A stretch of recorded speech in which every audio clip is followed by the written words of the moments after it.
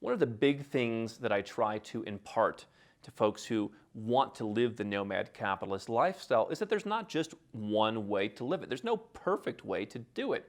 So you might see young digital nomads bebopping around the world, going to all different countries with one suitcase in tow and say, that's not stable enough for me.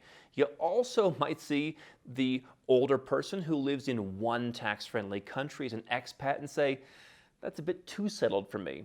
So in this video, I'm going to walk you through the 4 different ways to be a nomad capitalist.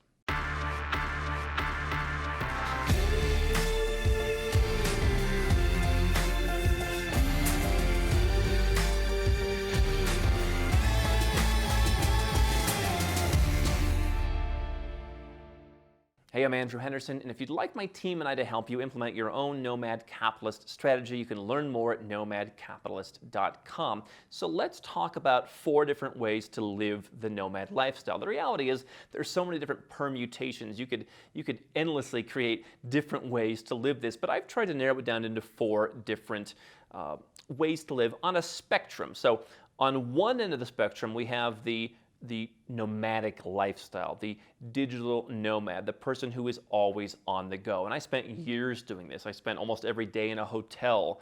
I literally had a couple different suitcases, and I was very limited in what I could take with me. I had to be very careful, especially because I was meeting, bank presidents and different things. I had to pack suits. I had to pack nice shoes. I had to be, I had to pack casual. I had to pack shorts. I had to pack all different kinds of stuff. It was a bit of a challenge to live a totally nomadic lifestyle. But on one extreme of the spectrum is the nomadic lifestyle, where you really have no home. And so that's one of the 4 ways to be a nomad. You're just totally out there and living on stuff in your suitcase. Now, on the opposite end of the spectrum is the expat. Now, I think what a lot of people think of when they first look at nomad capitalists is, oh, he's talking about being an expat. And sure, that word can apply. To me, the difference between an expat and a nomad capitalist is that expat often refers to someone who's got a job somewhere.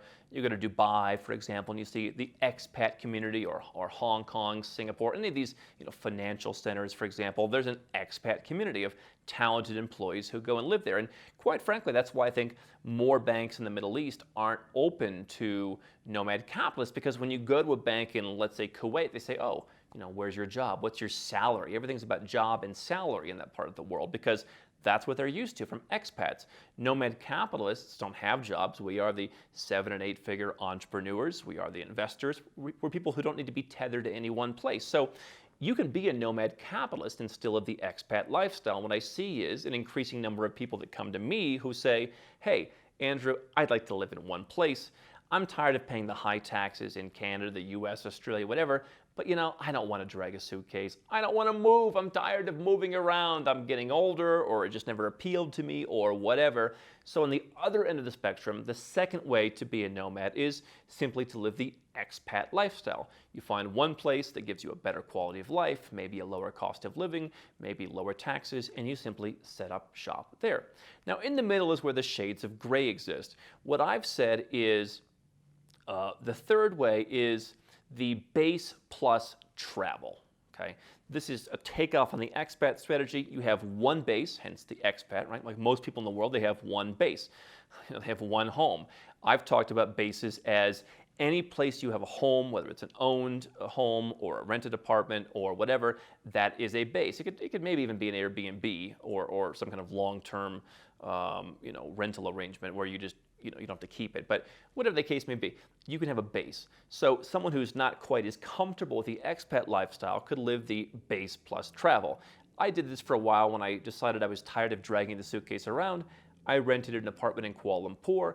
I spent a decent amount of time there. I was probably in Malaysia, 4.5, 5 months a year. So I had a place to put my clothes in the closet. I had a place to leave stuff, and I could travel extensively from that base. Okay.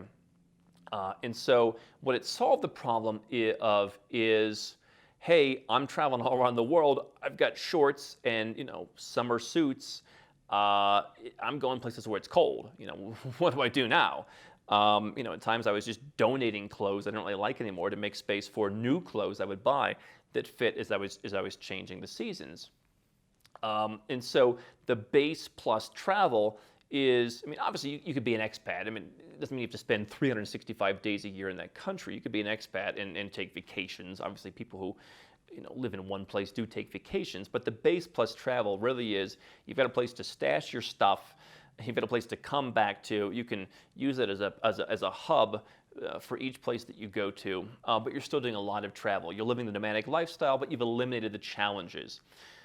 The model that I think is the fourth way to live as a nomad capitalist that's really interesting to a lot of people now, that gives you the benefits of stability, that gives you the ability of feeling at home without the more sedentary nature of just kind of living the expat lifestyle, is the multiple bases strategy. This is, to me, one of the most interesting ideas, which is you're going to have 2 homes or 3 homes or as many as you want. A gentleman recently came to me. He said, Andrew, I love your trifecta strategy. He said, I want to have 6 homes. I want to spend 2 months per year in each of my 6 homes. Now, from a tax planning strategy, depending on where you live, this can be helpful in planning your taxes because you're not spending a lot of time in any given place. The issue is much more complicated than that. There's a lot of nuance, but in theory, it can be a good way to plan for taxes. It's kind of that perpetual traveler theory meets actually having stable, settled housing arrangements. But for me, tax benefits or not, I like the idea of saying, you know what? I love Latin America. I like Mexico. I want to spend some time in Mexico. I've recently come back in touch with wanting to spend time in Latin America. I haven't really spent as much time in it in the last couple of years, but I really enjoy it. I really enjoy Asia. It's the 21st century. It's modern. It's hustle. It's bustle. It's so many different cultures. I just love the buzz of Asia. And in the middle, I probably wouldn't give equal weight to Europe, but I like sliding through Europe. I have my more Eastern European destinations I like to spend time in. And so the idea of, in my case, the trifecta is you have a multiple-based strategy that feeds all of your different urges. But wherever you go, you're not staying in a hotel, you're not staying in an Airbnb, you're not dragging a suitcase behind you. As I said in my video on my master plan to live and invest and buy real estate, which I would encourage you to watch, I talk about the idea of walking in and there's your phone charger. There's no need to fumble with cords.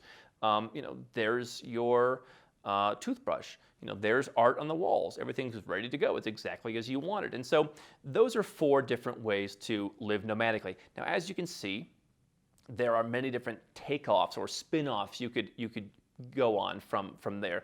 You could say, hey, Andrew, I don't want trifecta. I want just 2 bases. And I want to have, summer home, winter home. In a sense, all those snowbirds you've been seeing that, go from Canada or from the Midwest United States down to Arizona or Palm Springs in the winter. I mean, in a sense, that's kind of a nomad capitalist thing. Some of those folks are retired, but, if you can run your business from anywhere, you can have that 2-base strategy. Or you can make it 6 bases, or, you could expand it. And so what I really want to impart is that there's no right or wrong way to do this. Obviously, a lot of people who talk to us here at Nomad Capitalist like the idea of arranging their life to where they can legally pay less tax and keep more of their own money. You could also use this, any of these different strategies to get second passports through naturalization. You could use it to, just improve your life. And so what I don't want people to think is that there's one right or wrong way to do this. I live my life a certain way. I think you can live your life any of these ways and still accomplish a lot of the goals we talk about. More money, more freedom, more opportunities. Hi, I'm Andrew Henderson from Nomad Capitalist. I wrote this book, which you can find on Amazon, to distill a lot of the stuff we talk about in these videos and a lot of the stuff I've learned over the last decade plus traveling all around the world, teaching you about how to legally reduce your taxes, build your personal freedom, and create wealth faster. Definitely get a copy of this book if you want to learn more. Now, if you want to watch more videos, make sure you subscribe to our channel and make sure you click the notifications bell so you never miss one of our new videos with more tips on how to go where you're treated best. And if you're already a 6- or 7-figure entrepreneur and you'd like to put these strategies in place for yourself, go to nomadcapitalist.com and learn about how I can help you.